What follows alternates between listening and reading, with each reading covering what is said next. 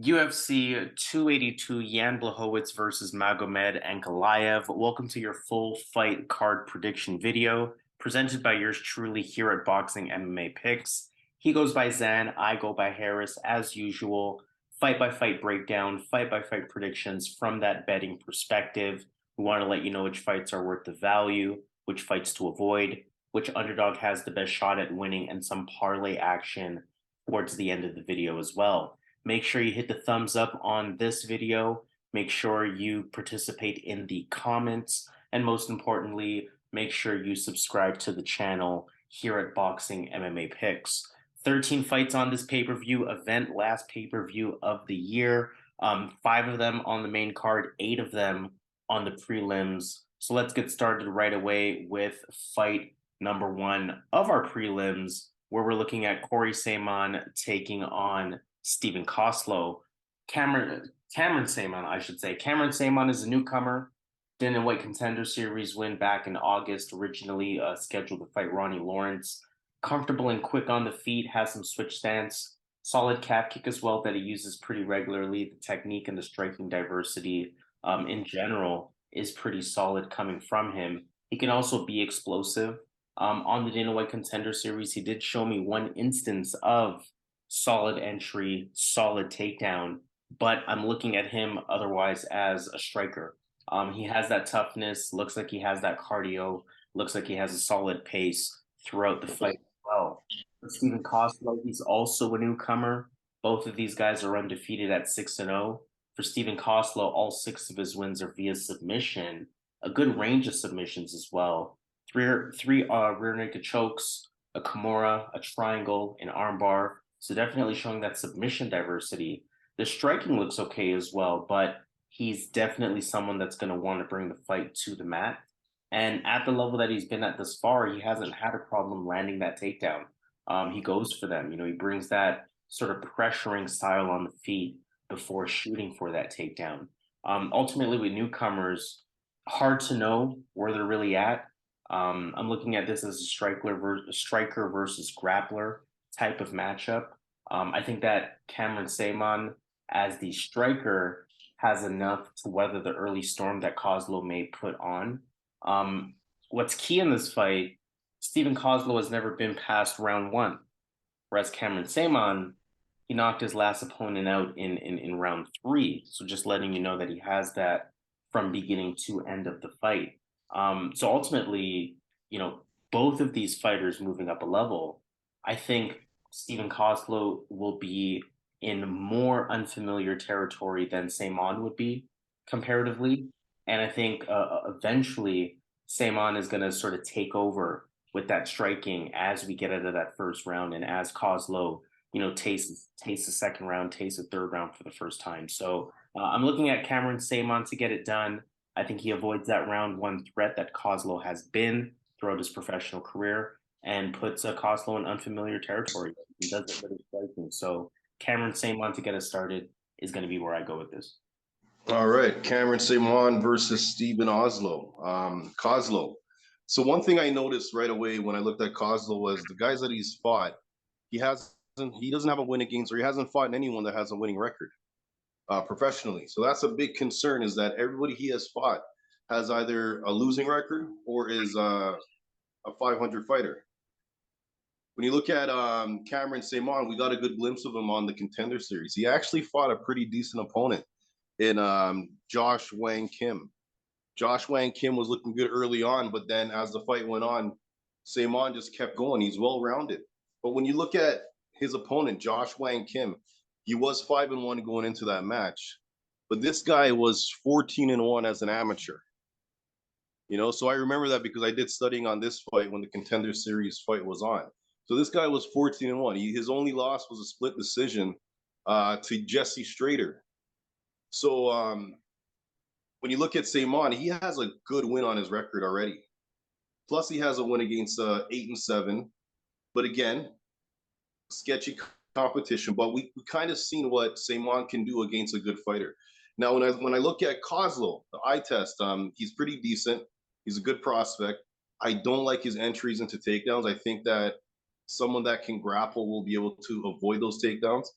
I think Saaiman is that type of guy, and keep it on the feet. I think he's gonna outclass him. He has good cardio, good takedown defense. I think this is a good spot for Cameron. And another big thing before I pass it off is this is a short notice fight for Koslow, and he was scheduled to fight Ronnie Lawrence. Ronnie Lawrence couldn't get in. Fight was canceled. They brought in Koslow, so this is short notice. While Saaiman has been training, he's ready to go. So I like Saaiman in the spot here to get the win. Second fight of our prelims, Vinicius Salvador versus Daniel Da Silva. For Vinicius Salvador, UFC debut, he beat Shannon Ross back in August on the Dana White Contender Series. 14 professional wins, 13 of them are via KO TKO. He's a southpaw. He's pretty smooth on the feet, pretty loose, pretty relaxed, a bit unorthodox in a lot of ways. He has good continuous forward pressure as well as a high pace. Bit of a crowd pleaser, bit of a showboater. I'm thinking kind of early Michelle Pajeda type of antics coming from him. And you don't always love that if you're somebody that bets on him. So I'm curious to see how it translates to this level here in the UFC. Daniel Da Silva is 0-3 in the UFC now. So definitely desperate for a win. He lost to Victor Altamirano back in August. Daniel Da Silva is a finish or be finished type of fighter. 100% finish rate, both on his wins as well as his losses. He's introduced as a striker. He's a southpaw. He's pretty comfortable on the feet. Sharp kicks. The pace is consistent. He's always pressing forward. I've seen good takedown entries from him. Good aggressive ground and pound as well when applicable. But more importantly, good positional ground control. Good grappling. But sometimes kind of overcompensates in terms of his grappling. It costs him at times. Either way, just one takedown landed in 3 UFC fights thus far, so I don't want to speak too much of a ground game from him because I do expect him to keep it on the feet. Prediction-wise, I actually don't like either of these fighters here. I think both of them have legitimate vulnerabilities in their game. Both of these fighters can knock each other out. Both of these fighters can implement forward pressure on one another. And both of these fighters are a bit hittable. I think that Da Silva is a little bit more well-rounded as a fighter, just in terms of showing me a little bit more with the ground game. But I believe, in general, this fight's not going to last long. Under 1.5 rounds might actually be the smartest bet here, but staying away from props, I think that Salvador has smoother, faster striking. He seems to be extremely confident that he'll get the better of these striking exchanges with his opponents. I also think that Salvador will get the better of Da Silva here. Could be a quick knockout, and we could see Da Silva cut from the UFC. But to be completely honest, in a lot of ways, that's a gut pick. I don't think Vinicius Salvador is worth minus 210 at all. I think in a lot of ways, this is a coin flip type of fight. And again, I'm landing on Vinicius Salvador, but I'm also recognizing that Daniel Da Silva is very live here. So again, going with Salvador, but not going to recommend betting on this one whatsoever. Yeah, I think this fight's going to be a striking match. I think they're going to stay on the feet. I think Salvador is the more dangerous striker, the longer striker, and I think he can fight longer for a longer period of time. Daniel Da Silva kind of crashes out after that first round. So I'm going to have to go with Salvador in the spot. I think he's going to be the more dangerous striker, as I mentioned. He should have some grappling chops. He trains with Marcelo Ribas and Amanda Ribas. I think that's Amanda Ribas's father. But they have that judo, that jiu-jitsu there. So he should have some grappling chops. But I just think this is going to stay on the feet. And I think he's going to be the striker landing the heavier strikes as the fight goes on. I think after the first round or after the middle of the first round, I think Daniel Da Silva, he slows down. And I think at that point, Vinicius is going to get the win here. All right, let's look at our third fight. Erik Silva taking on TJ Brown. TJ Brown, unanimous decision loss to Shahbazyan Nuerdambieke back in June. He's a switch stance fighter, powerful, fast, good in and out movement. He has an active jab as well and likes to come forward. Good combinations on the feet. Primarily expect him to be a boxer more than anything. He has good lateral movement as well. But he also has good takedowns, right? He used to play football, just under 4 takedowns per fight, over 60% on the accuracy side of things. So that lets you know that he definitely has it offensively. Defensively, not the best takedown defense. Cardio has also been a little bit of a concern for him, especially impacting how much of a threat he becomes on offense as the fight wears on. As he takes on Eric Silva, who's making his debut on an 8 fight winning streak. He competed on Dana White Contender Series back in August, and not your typical debut because Eric Silva is 35 years old. He's a switch stance fighter, not bad on the feet, good pressure, decent in and out movement, but ultimately his MO, his path to victory is going to be to try to bring the fight to the mat. He has high activity on the ground, he has good ground and pound. He's looking to put you on your back, land that rear naked choke. The ground and pound looks vicious from what we've seen thus far. And I'm not overly worried about his age. I mean, 35 is a little bit old, but only 10 professional fights. So I'm not worried about him, almost being too battle tested in some ways. This fight is very tricky, right? I mean, you think about TJ Brown being the more well-rounded fighter with more UFC experience. But TJ Brown is 2-3 in the UFC, right? So I mean, to some degree, what is that experience worth? I haven't seen much of Eric Silva's striking, so I got to assume that TJ Brown's striking is better. I also think that TJ Brown has legitimate wrestling, but Eric Silva is more effective on the ground with how relentless he is, with how much he game plans around it as well. And I think that's ultimately going to be the difference, right? I can see Silva landing takedowns because I mentioned TJ Brown not having the best takedown defense. On paper, that's just at 41%. I can see Silva landing kind of whenever he wants to, having a good amount of top control. And I don't really see TJ Brown having much of an answer for it, especially as his cardio tanks and continuing to wear on. So I'm looking at Eric Silva to get it done. This is a pick 'em. Of course, TJ Brown has that UFC experience, and fighters often underperform in their debuts. But when I'm matching up this fight analytically, I like Eric Silva in this spot, so he's going to be my pick. Yeah, I'm going TJ Brown here. I think TJ Brown gets this one done, man. I think he's going to be the physically stronger guy. I think he has the wrestling advantage. I think he's going to have the striking advantage. I'm going to give Silva the jiu-jitsu. But when I look at Silva, again, he's 35 years old, but the competition he's fought is kind of sketchy, right? So even the guy, he fought a guy that was 18-6, but the guy that is 18-6, Edgar, is a can crusher. If you look on his record, he's fighting a bunch of scrubs.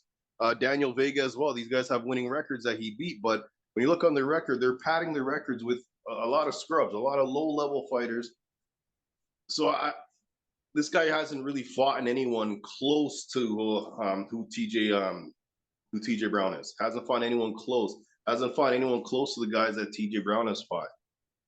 I like TJ to get this going, man. I think that if it gets tough for Silva, I'm not sure he's going to know what to do because he hasn't faced that type of adversity at this level.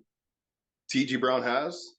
So I can see TJ Brown even losing the first round, but I can see him coming back. But versus if I see Silva lose that first round, I can just see Silva lose a second, Silva lose a third. It's going to be his first fight in the UFC, fighting much better competition. I got to go with TJ Brown here based on his skill set versus Silva's skill set. And also when I look at the competition, it's a no-brainer for me. So TJ Brown is my pick here to get the win. Fight number 4, Billy Quarantillo. This is to end the early prelims. Billy Quarantillo versus Alexander Hernandez. Really exciting featherweight fight here. Billy Q had a unanimous decision loss to Shane Burgos back in November of last year. So just 13 months since his last fight. Serviceable MMA stand-up, definitely pushes a high pace throughout the fight, throws a lot into his strikes, likes that front kick to the body, likes to make it a scrappy fight. His striking did look a lot cleaner in that Shane Burgos fight. I know he landed a lot in that one, although he took a lot of damage as well. He likes the game on the ground sometimes, almost 1.5 takedowns per fight. Good grappling when he's on top as well. Good wrestling, good ground and pound. A lot of submission attempts within his game as well. Doesn't really have the best takedown defense, just 57%. He's willing to almost pull guard in certain situations, work off of his back. But above all, he's tough, right? He can give a lot, he can take a lot, he'll keep coming. He's definitely a tough opponent to go up against. Alexander Hernandez, very talented opponent to go up against. Although he did lose to Renato Moicano back in February, he is a well-rounded fighter. He's a BJJ brown belt, if I'm not mistaken, last time I checked. He does have some wrestling. He does go for takedowns. He does have good movement. He's light on his feet as well. I do like his striking the most within his skill set. His kickboxing is pretty clean. The boxing specifically as well, good crisp, sharp, straight punches. In general, again, good movement, good IQ, really, really sharp on the feet. You got to think that Alexander Hernandez is the better technical striker here. You saw that he even gave Moicano some problems in their striking exchanges, but I gotta like Billy Q off of grit alone in this one. Um, I think he has more cardio. I think that Alex Hernandez kind of wears off. He's no longer as effective with that striking prowess as the fight wears on. I can see a round one where Hernandez looks good. But Billy Q kind of pulls through in round two, in round three, makes it scrappy, makes it tough, tires Hernandez out, maybe uses a lot of a clinch game, a lot of a grapple game, a lot of a wrestling game, in which both of them have. So I can see Billy Q just kind of toughing his way through it. Um, but that's not enough for me to want to bet on it. But it is enough for me to want to pick Billy Quarantillo to get the job done here. So I'm going Billy Q to beat Alexander Hernandez. Yeah, Billy Q's my pick as well, man. I actually think Billy Q is the better striker in this fight. He's gonna have the better cardio, and the wrestling obviously. Alexander's gonna have that. Hernandez should have the wrestling advantage, but Billy Q has good takedown defense. After that first round, Billy Q just has to survive that first round, and he's gonna pick up the pace. Alex is known to slow down. So I see that as the path for Billy Q to get the win here. So I'm gonna go Billy Q here to win a decision. Get better as the fight goes on, but I see Billy Q getting his hand raised. All right, let's move on to fight number 5 of our prelims. We have Chris Curtis versus Joaquin Buckley. Chris Curtis had that UD loss to Jack Hermanson back in July. He snapped an 8-fight winning streak at that time. He's a southpaw on the feet, primarily a boxer, very clean boxer as well. We know he can put the combinations together. We know he's pretty composed on the feet, really good punch IQ, good counter puncher as well, and has good power. 29 professional wins, half of them are via KO, TKO, and a couple of them in the UFC already at this point. He does have legitimately good takedown defense, 100% takedown defense in 4 UFC fights to this point. And that could have some relevance for this fight as he takes on Joaquin Buckley, who lost to Nasruddin Imavov back in September, snapping a 3-fight win streak in his own right at the time. He's a southpaw. He has explosive striking, solid boxing, good constant pressure. He's strong. He has that shorter, stockier frame. Actually, both of these guys kind of have that shorter, stockier frame. But with Joaquin Buckley, decent speed, light on the feet, good movement to go along with it. Good constant level changes, good fakes, good head movement as he makes his way inside. And wouldn't really call him a wrestling expert. Wouldn't really put too much stock into his takedown numbers. We see 1.35 takedowns per, so you would think that he's going to go for it. But almost all of those takedowns were landed in that one fight that he had versus Alrazak Al-Hassan. So I wouldn't put too much into that. I'm looking at at this fight, I should say, as 2 strikers going at it. Chris Curtis, to me, I'm just kind of thinking about how this fight could go. Very different type of striker than Joaquin Buckley's last opponent, which was Nasruddin Imavov. But I can kind of see a similar outcome.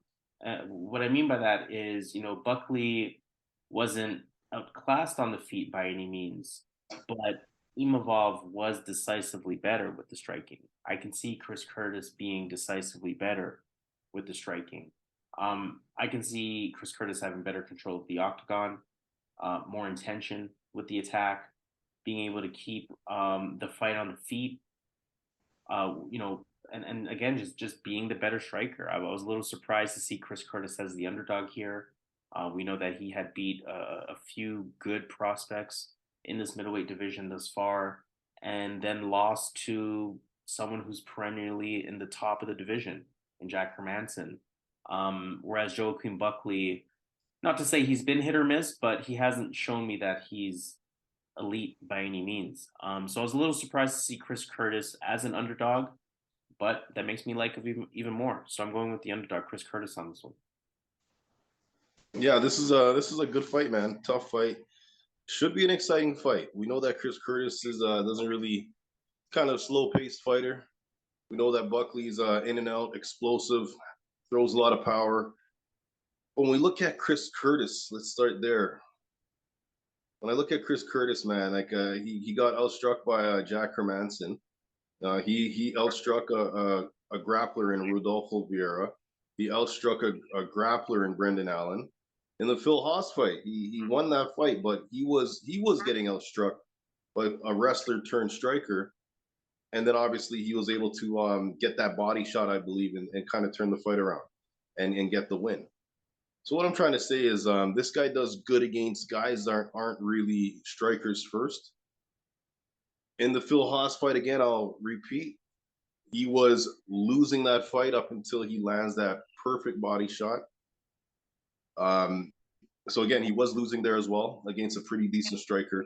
I think Joaquin Buckley is a decent striker. I think he is dangerous on the feet. In the Imavov fight, he looked dangerous in that third round. That showed a lot of heart, a lot of grit.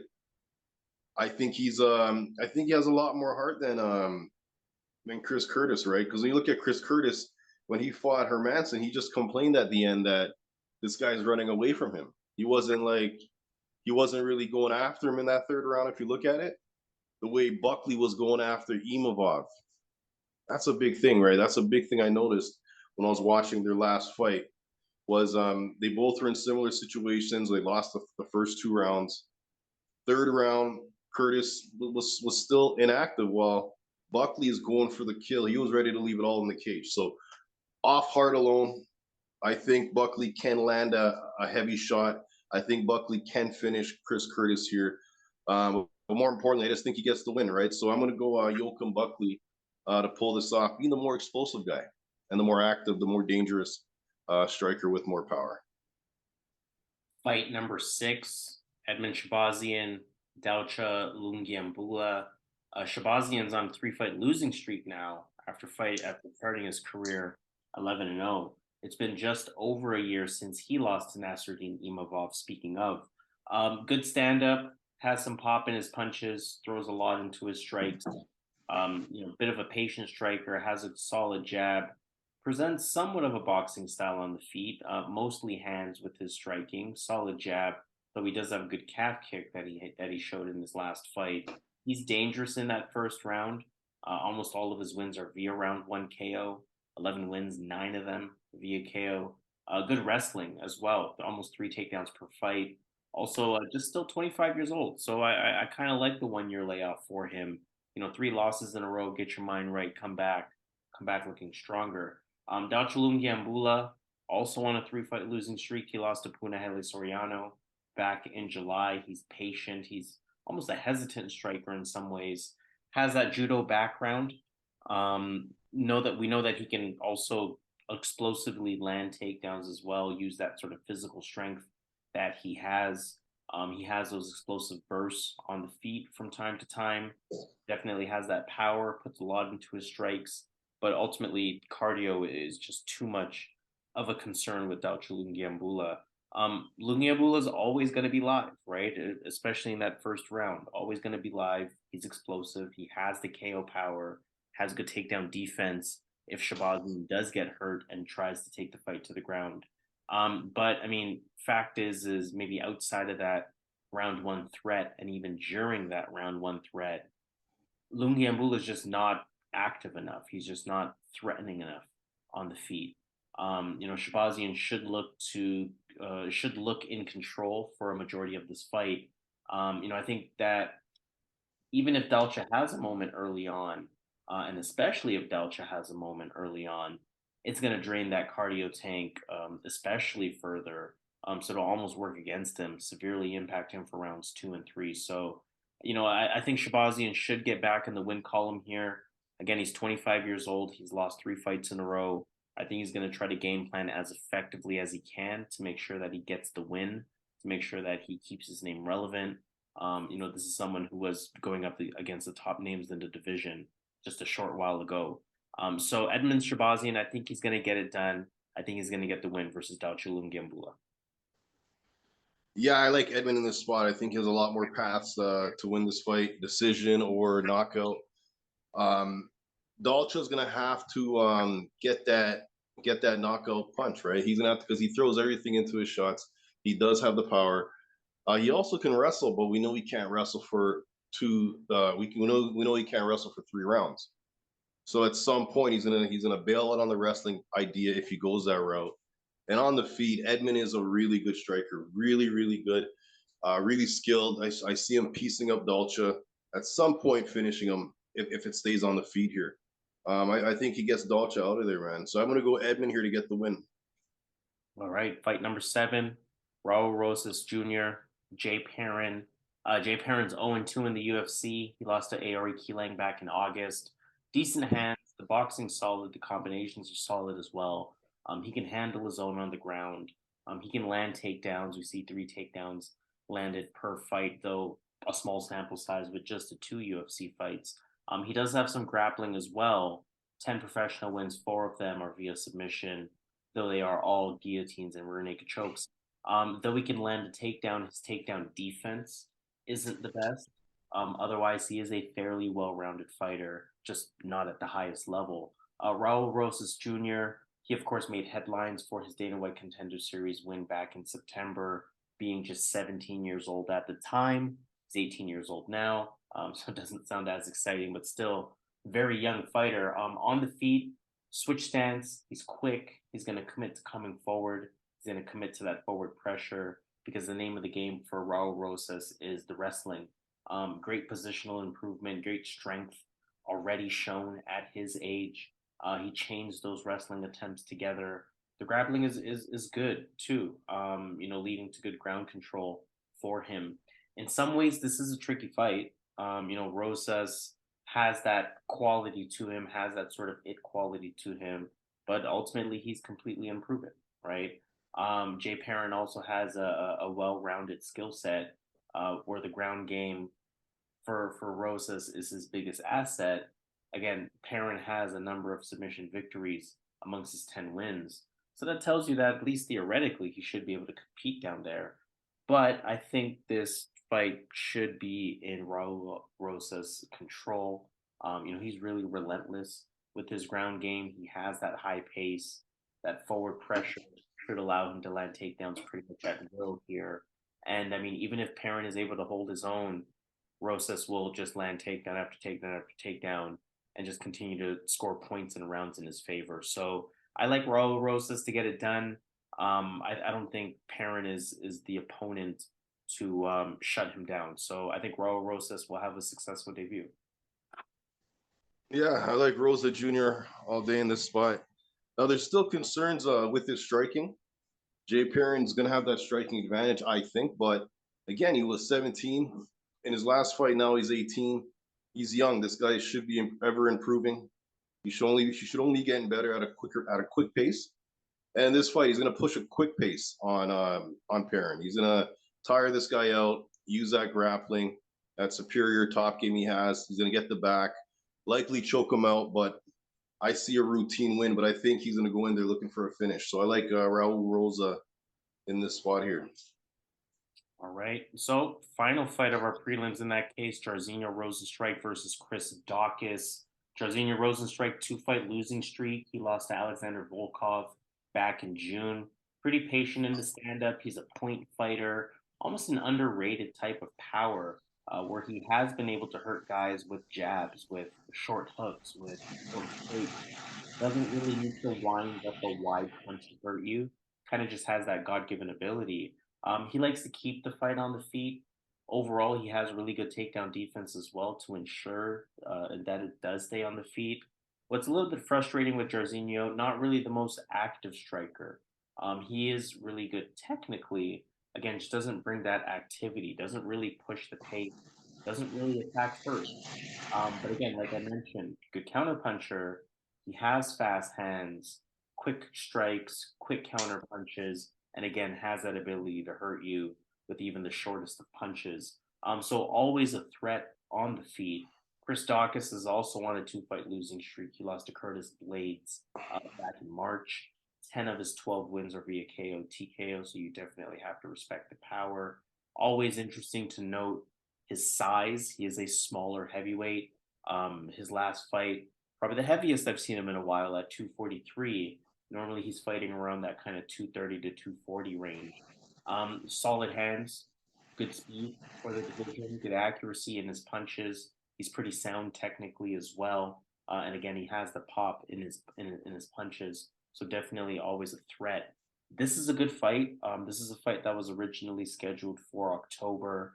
I'm looking at it in some ways as boxer versus kickboxer. Daukaus being more of that boxer style, Rozenstruik being more of that kickboxer style. I think about the Chris Daukaus versus Curtis Blades fight though. What's interesting in that fight was that Curtis Blades didn't even need to resort to his wrestling. Really makes you wonder, where is Chris Daukaus at in this division? Where is Chris Daukaus at with his skill set? It's funny because I had a similar conversation last week about his brother Kyle Daukaus, and then we saw what happened in that fight. And I'm kind of getting the same feel here. I feel like these Daukaus brothers maybe just not for real, maybe just not upper echelon. I have to go with Jairzinho here. I think the power is scary on either side, but I do think Jairzinho Rozenstruik is a bit more durable. So Jairzinho is going to be my pick. It is still a heavyweight beware. Either fighter can catch the other, but I'm banking on Jairzinho to catch Chris Daukaus. Yeah, man, you said everything, man. I like Jairzinho Rozenstruik in this spot as well. Chris Daukaus is trash, man. If you look at his record, when he came in, even before the UFC, he fought a bunch of cans before he came into the UFC. That's the first thing. And then when he came into the UFC, he thought he was king, but when he beat Parker Porter or Rodrigo Nascimento and Alexei Olenek, like guys that weren't able to get him down, that can't strike, right? And Shamil Abdurakhimov, same thing, couldn't get him down, and is out of his league in striking against anyone that can strike in that division. When he finally fought guys that can throw a punch, he got crushed by Derek Lewis, crushed by Curtis Blades, and the same thing's going to happen here with Rozenstruik. He's going to get crushed. So I like Rozenstruik here to get this done. As far as confidence, I can't say because again, these are heavyweights. But just based on the paperwork, the paper trail, it says that he's going to get crushed on Saturday. So I like Jairzinho to get the win here. Let's move on to our main card. 5 really good fights on the main card. First one being Bryce Mitchell versus Ilia Topuria. 2 undefeated fighters, 2 top 15 fighters in this featherweight division. So definitely a good one. Bryce Mitchell, unanimous decision win over Edson Barbosa. Impressive win. That was back in March. He's a southpaw. He can switch stance. The stand-up is decent. Good forward pressure, a decent striking, decent counter jab. But his specialty is going to be his ground game. 15 wins, 9 of them are via submission. Specifically good takedowns, though. Over 3 takedowns per fight, almost 50% accuracy. He's landed 14 takedowns in his last 3 fights. Just to put that in perspective, his strength it comes from how he chains those wrestling takedown attempts together, how he's relentless on top, and how he incorporates his grappling to stay in those advantageous positions, to stay with the top control and to really put rounds in his favor. Ilia Topuria, we know that he knocked out Jay Herbert back in March to also remain undefeated. Good boxing, good long jab, good level changes, has that powerful overhand right, good combinations, good power. And we know he cuts the ring off really well with that good constant pressure that he has. And on top of that, he's also a ground specialist, wrestling specialist at that. He's going to shoot for the takedown. Greco-Roman background, fight controlling top position, good deep submission attempts as well. He's also known to have really good jujitsu. One of these younger fighters who have the entire package. Ultimately, both of them have really good ground games, right? Both of them have really good pressure. Both of them can have moments in this fight. Both of them are high profile fighters, kind of that next crop of featherweights. I think the difference for this fight is that Ilia Topuria has better striking than Bryce Mitchell. I think Ilia Topuria, what's important to note with him is also that he has 100% takedown defense in 4 UFC fights. And these are against guys that can normally land takedowns. Guys like Yusuf Zalal. I'm trying to remember the other four wins off the top of my head, but these are guys that otherwise would get a takedown or two in their fights. And almost more importantly than that, Bryce Mitchell only has 33% takedown defense. So Topuria should be able to get him down at will. Sometimes it's looked no further than the statistics. Whereas, Bryce Mitchell's last fight was a bad matchup for Edson Barbosa, given Bryce Mitchell's ability on the ground. I think that this fight is a tough matchup for Bryce Mitchell, given that even if we were to say they cancel each other out on the ground, which I don't think is the case, Bryce Mitchell has much worse takedown defense. Topuria has much better striking.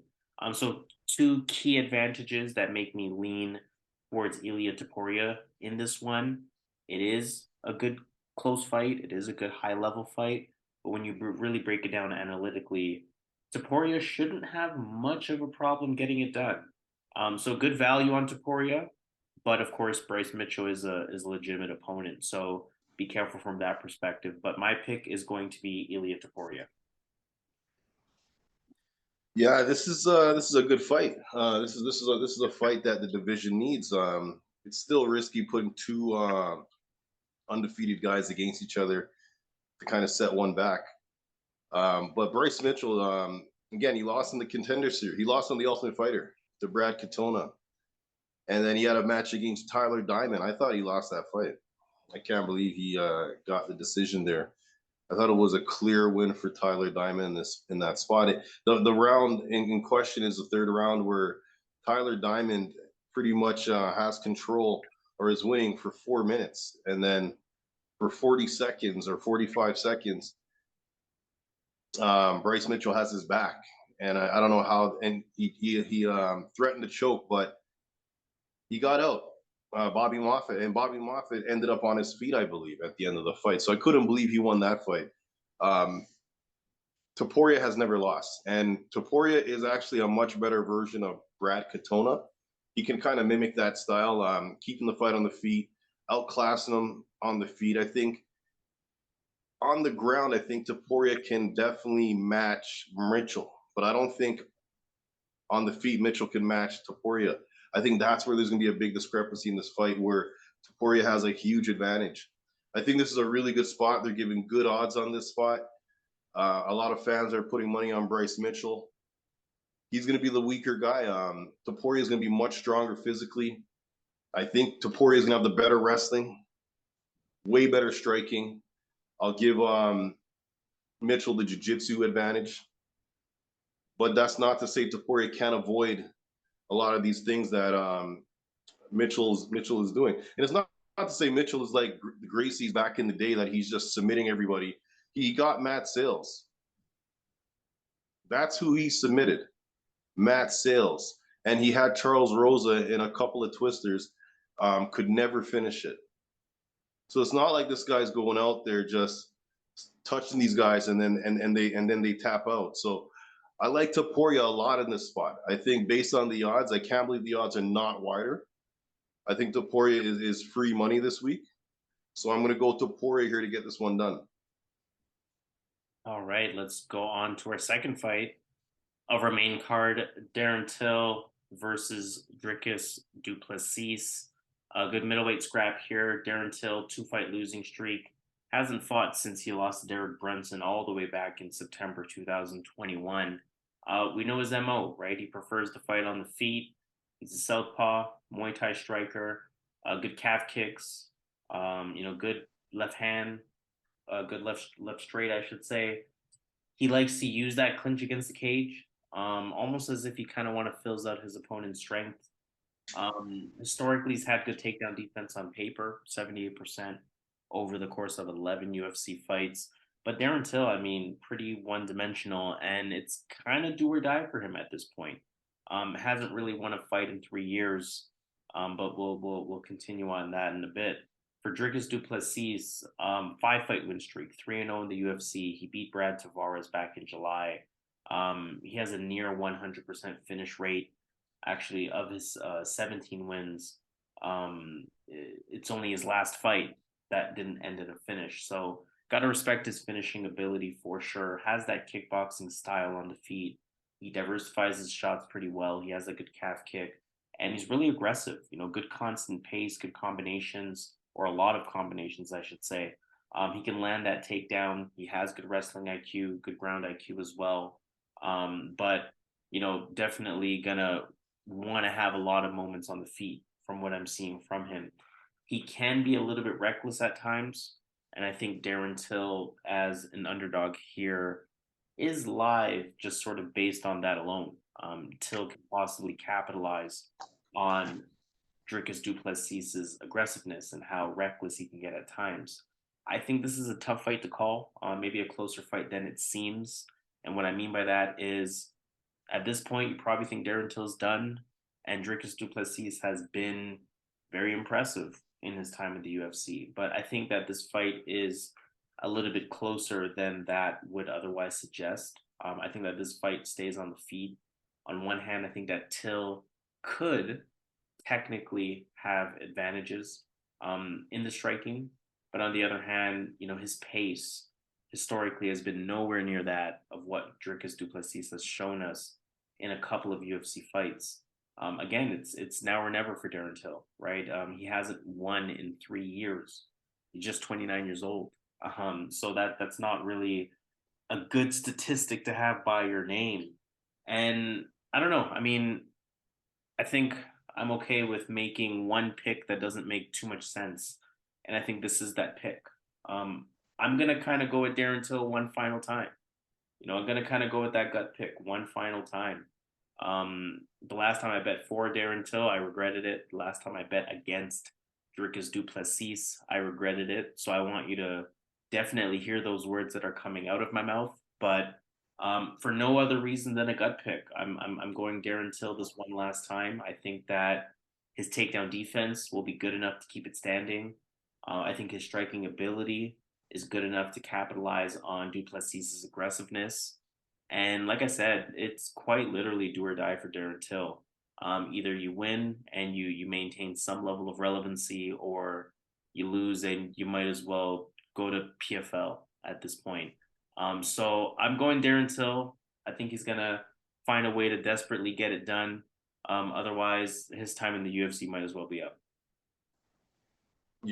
This is a tough fight because Dricus du Plessis is he's so unorthodox with his striking. He's not as technical. You can see Till lighten him up on the feet if he comes out looking like welterweight Darren Till. See, that's the thing. When Darren Till was a welterweight, he was a much better fighter than middleweight Darren Till. And at welterweight, he was much bigger than these guys. And he was able to kind of dictate the pace a lot of times, stay on the front foot, but just being the bigger guy. In the middleweight, he's not the bigger guy. And in this fight, he's not going to be the bigger guy as well. Dricus can get lit up here on the feet. That's a fact. Darren Till, but we don't know what Darren Till we're going to get. But I think that Dricus has that ace in his sleeve here. The size. I think he has the ground game. I think he's going to be able to get this to the mat at some point. And I think he's going to finish him. Like, he's the type of fighter that he just needs to get you down once, and he looks for that finish. He's relentless with it, right? He has heart. Versus Till, I'm not sure. We don't know what we're going to get, right? This guy's been chilling with Chimaev. So he's definitely putting in a lot of work. I see a lot of footage on social media. But I don't know how that's going to translate to the cage. Dricus is on a roll right now. Dricus, is a vet himself. This guy has how many wins, and he was fighting some really tough competition. Soldich, I think he was picked up by ONE FC, is one of the most dangerous guys if you actually watch this guy fight.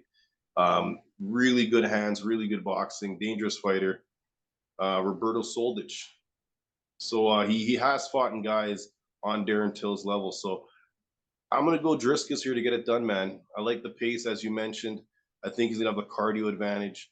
Even if he loses that first round like he did Tavares, he's in a game plan to get the win. This guy, he did it in his last fight. So I like Dricus du Plessis to pull it out somehow. I'm not sure how. He just seems to make it work, right? All right, third fight in that case, we have Alex Morono taking on Santiago Ponzinibbio. For Alex Morono, 4-fight win streak. He had a unanimous decision win over Matt Semmelsberger back in July. This is a short notice fight for Alex Morono. We see that it's going to take place at catch weight, 180 pounds, if I'm not mistaken. Alex Morono is stepping in for Robbie Lawler on this one. Solid boxing, good overhand right to follow the jab, power puncher, solid jab, solid combinations. He can clinch against the cage, solid elbows coming out, has some takedown ability that he doesn't really show often enough. Has that good grappling ability as well. Don't really love his striking defense. He can also get a little wild at times and leave himself a little bit open, lacks a little bit of striking technique, but he is a decent counter puncher. And it also looks like he's improved his cardio, which has been a problem for him in the past. Santiago Ponzinibbio, 2 split decision losses in a row. This last time around to Michel Pereira back in May. Good movement. He cuts the ring off really well. Doesn't chase his opponents, but he is coming forward at all times.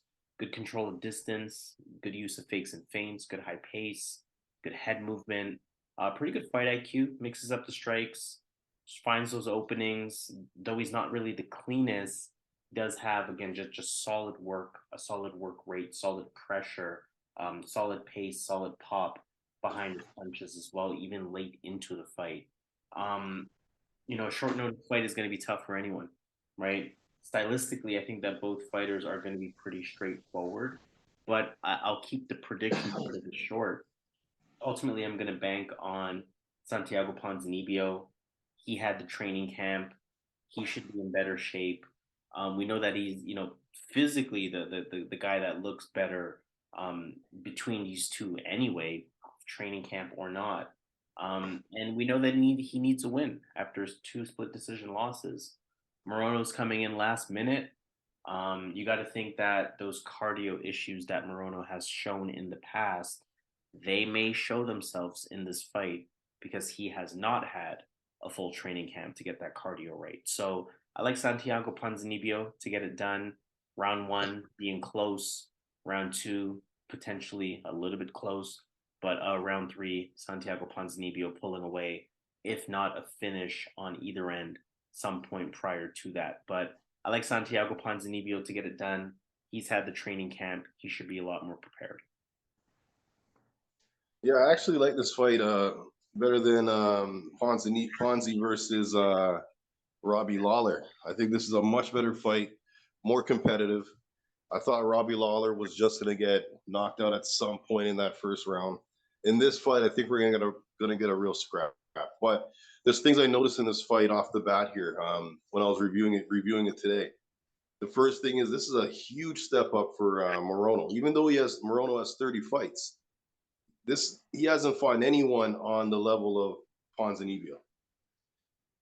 On the other side, Ponzinibbio has taken a huge step down fighting Morono. In Ponzinibbio's last 2 fights, he lost to Jeff Neal. What's the other guy he lost to? Alex Pereira in his last 2 fights. Michel But Pereira. in those fights, was it Pereira? Michel Pereira. Michel Pereira. So in those fights, it was a split decision. I remember both fights were split decision, and I thought they should have been unanimous, but he did win a round off both of those high-level fighters that are much, much better than Morono. I think this is a huge step down. I think Ponzi's going to work off the leg kicks, work off the jab. He has a really good jab that's really effective. He has good activity in the ring. I think he's going to outstrike Morono. He's going to keep it on the feet. Morono, I can see be the one shooting for a takedown after he feels the power. Ponzi has good takedown defense. Ponzi gets the win here. All right, let's move on then to our co-main event of the evening. We have Paddy Pimblett versus Jared Gordon. Paddy Pimblett, 5-fight winning streak, 3-0 in the UFC now after beating Jordan Levitt back in July. Obviously, a big name in the UFC already to this point. Solid on the feet, decent calf kick, fights from the outside. The striking speed is there, the counter punching is there. He can definitely have explosive moments as well. For Paddy, he is a ground specialist, has good grappling, has tight top control, good submission attempts, good ground and pound as well.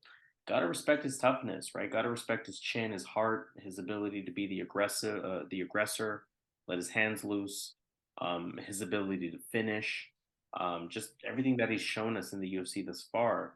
That said, there are some, things in his game that he's going to have to correct, keep the chin up a little bit, makes him a little bit hittable, and, not indestructible by any means. But he's shown us some good work in his time in the UFC thus far.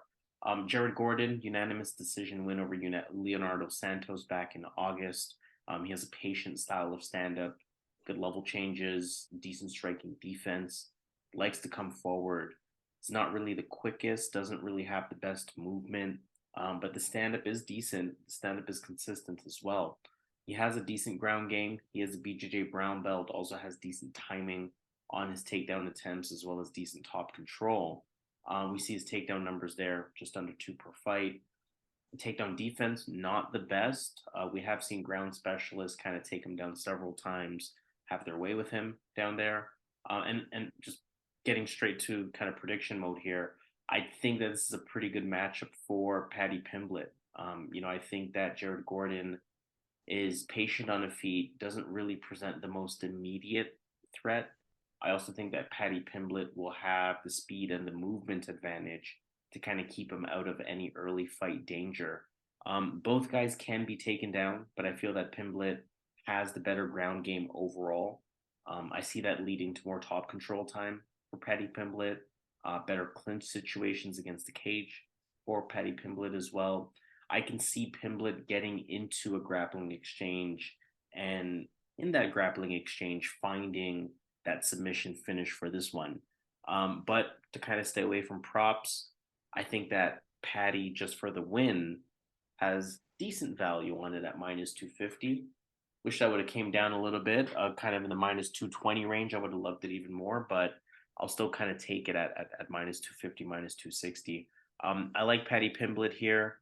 Cannot call it a guarantee by any means, but I think that he matches up well to beat Jared Gordon.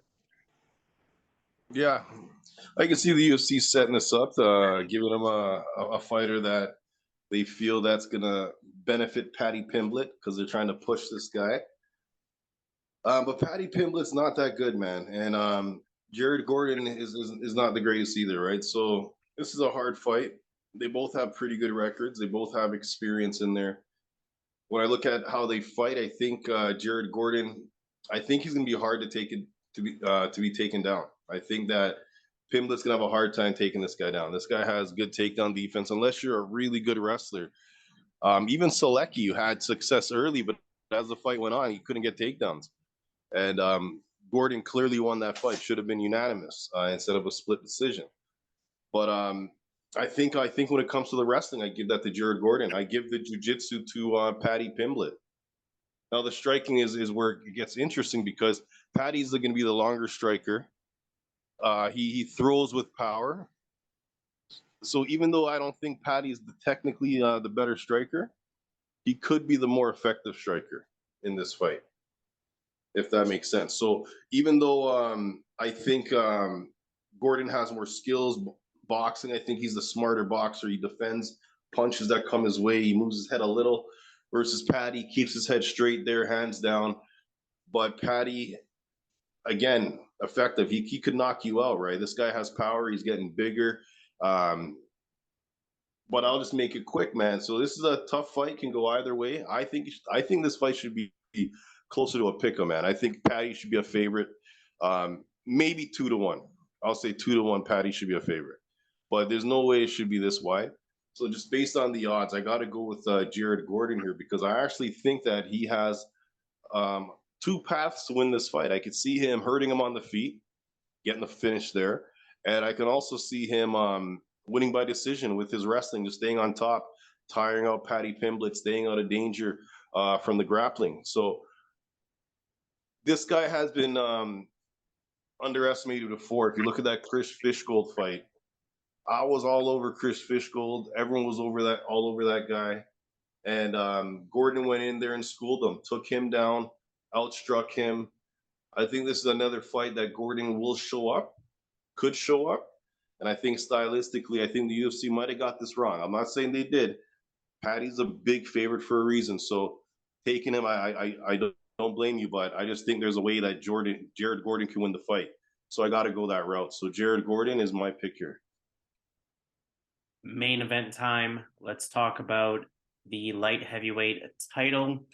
Vacated belt, of course, as we know what happened to Yuri Prochazka. We have Jan Blachowicz versus Magomed Ankalaev in this one. For Jan Blachowicz, he beat Dricus. That was back in May. Of course, an injury happened in that fight, so Jan technically got the win there. Good patient striker. He's a good counter puncher as well. We know that he has that Polish power, that one punch power. He's good at coming in with combinations, good striking IQ, good jab, decent overall takedown defense. But he has given up, I should say, 3 takedowns in his last couple of fights. Once he is taken down, he's not really the best off of his back either. So let's see if that plays a factor in this one. Magomed Ankalaev's on a 9-fight win streak after beating Anthony Smith back in July. Bit of a combat sambo style, but way more on the striking side of things. He's a southpaw on the feet, good striking, good movement, good IQ. He cuts the ring off well, good constant pressure, good jab, good counter puncher, good timing, good combinations as well. Really, I say all of that to say he has high level boxing for the UFC, high level striking IQ for the UFC, and has shown really good striking speed as well. Half of his wins are via KO TKO, including his last fight. So got to respect the power. Just under 1 takedown per fight. Has a really good ground game when he chooses to do so. Just as we can see, doesn't really choose to do so often. I'll keep it short though. To be honest with you, I don't need to spend much time here. I'm Magomed Ankalaev all the way. I said it for his last fight versus Anthony Smith. I'll say it again. I think that Magomed Ankalaev is the best light heavyweight in the division. He'd be my pick over almost anyone without too much thought involved. For this fight specifically, I think that Ankalaev is the better striker overall. I think he's the quicker striker. I think he has a better ground game should he get there. Ultimately, I think he's better across the board. I think that Blachowicz's only shot to win this fight is the Polish power, right? Is it possible that he can land it? Absolutely. He is a good striker in his own right. But if I'm considering betting on him, I can't have that be my only way to win. Kind of Derek Lewis-ish comparatively for this fight. I just can't have that be my only way of winning. So Magomed Ankalaev, I think he's better across the board. I think he gets the job done, and I think we're looking at your new light heavyweight champion. Yeah, I'll be quick. I think Ankalaev wins, but I think I don't think this is a parlay piece, man.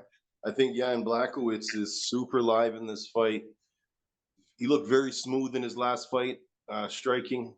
He looked really good, man, like before the fight was called off. So that's one area in the fight that he might be able to find some success here. Magomed can strike as well, so I'm not saying one's better than the other.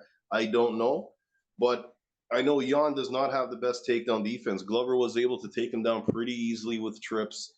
Magomed, those guys, man, those guys can take you down, right? So especially with trips, right? So I think if Magomed has issues with the striking, I think he's going to be able to get it to the mat. That's why I'm going to have to go with Magomed here. I don't think Jan's takedown defense, I don't think his sprawl is going to be good enough against Magomed. So Magomed is my pick to get the win here. All right, so let's take it to Vegas. At that point, let's take a look at, I guess, an underdog pick that we'll start off with. For now, the Ponzinibbio fight odds are not updated, so we will omit that one. But in terms of reading off the underdogs here, we have Alex Hernandez, we have Bryce Mitchell, Stephen Koslow, Chris Curtis, Daniel De Silva, Darren Till, Dalcha Lungiambula, TJ Brown, or that's kind of a pick 'em, so you can go in either direction there. Chris Daukaus, Jan Blachowicz, Jared Gordon, Jay Perrin. I like TJ Brown there. TJ Brown, there you go. Get that even money back on that one. In terms of my underdog pick, I am looking at Chris Curtis to get it done versus Joaquin Buckley. And in terms of parlay pieces, favorite picks, etc., who are you considering? I'm looking at Ilia Topuria and Raul Rosas. Just those two. All right, so 2 fights, over even money on that one, plus 132. That means that $100 will get you a profit of $132. For our bigger bettors, $250 will get you a profit of $330. For myself, I'm looking at one common fight there, which is the Ilia Topuria fight. I'm also taking a look at Cameron Saaiman, though there is some risk of newcomers. And I'm also looking at Magomed Ankalaev, despite the risk that Jan Blachowicz provides. Those 3 fights would be a plus 196. That means that $100 will get you a profit of $195. And for our bigger bettors, $250 will get you a profit of $489. So let's officially sign off on that note. This has been UFC 282, Jan Blachowicz versus Magomed Ankalaev. Your full card prediction video presented by yours truly here at Boxing MMA Picks. Again, make sure you hit the thumbs up on this video. Make sure you participate in the comments. We definitely want to hear from you. Which fights are you looking at? Which underdogs are you looking at? Which parlay pieces are you looking at? And most importantly, we would love it, we would appreciate it if you could subscribe to the channel here at Boxing MMA Picks. It would definitely go a long way. But officially signing off, UFC 282, Jan Blachowicz versus Magomed Ankalaev. Full card prediction video presented by yours truly here at Boxing MMA Picks. He goes by Zahn, I go by Harris, and in our usual fashion, let's get this money. Let's get it.